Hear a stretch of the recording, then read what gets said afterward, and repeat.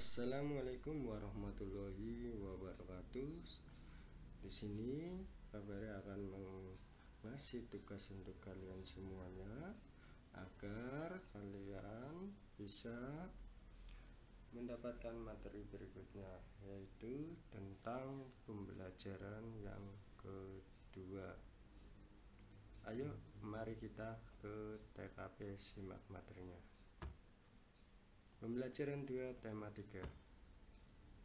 Nah, di sini ada gambar, yaitu ayo mengamati. Benda terbuat dari berbagai bahan dasar. Mari kita pelajari bahan pembentuk benda. Di situ ada beberapa contoh benda terbuat dari kayu, yaitu meja, kursi, pensil, dan sebagainya. Pensil terbuat dari kayu. Di sekitarmu banyak sekali benda yang terbuat dari kayu. Beberapa di antaranya adalah meja, kursi, dan lemari. Kayu juga digunakan untuk membuat benda kerajinan, misalnya patung dan figura.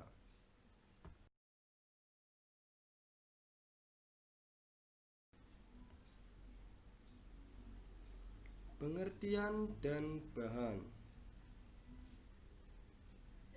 Kayu adalah bagian dari pohon. Untuk memperoleh kayu, kita harus menebang pohon, kemudian mengambil bagian batang untuk diolah menjadi berbagai macam benda. Perubahan dari batang kayu menjadi benda-benda tersebut melalui proses yang berbeda-beda. Pertama, batang pohon ditebang. Batang pohon yang telah ditebang disebut kayu gelondongan atau log. Kemudian, log dikirim ke pabrik atau pusat penggergajian. Pengiriman log menggunakan angkutan khusus seperti truk melalui darat atau kapal melalui sungai. Setelah itu, log dipotong-potong sesuai keperluan untuk menghindari jamur dan serangga yang dapat menyerang kayu. Maka kayu perlu dikeringkan. Cara hanya dengan dijemur. Kayu dijemur sekitar 2 hingga 4 minggu. Setelah dijemur, kayu siap diolah sesuai keperluan.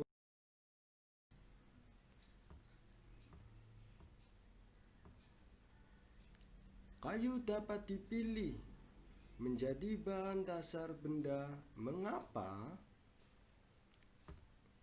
Karena kayu mempunyai banyak keunggulan.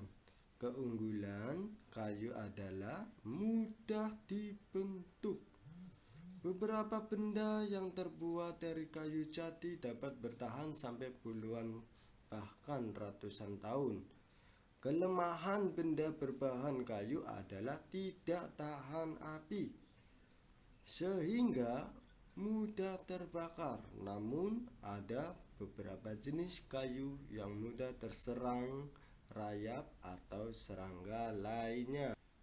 Berdasarkan wacana di atas, jawablah pertanyaan berikut. Yang pertama, berapa lama waktu yang dibutuhkan untuk pengeringan kayu? Kamu sebelum menjawab soal nomor 1, kamu alangkah baiknya dilihat materi yang kamu simak tadi. Yang kedua, apa keunggulan benda yang terbuat dari kayu? Nah, keunggulan tersebut kamu melihat ke materi yang berikutnya yang kamu simak tadi. Ketiga, apa kelemahan benda yang terbuat dari kayu? Di materi tersebut itu sudah ada semuanya. Yang keempat, tuliskan contoh benda yang terbuat dari kayu.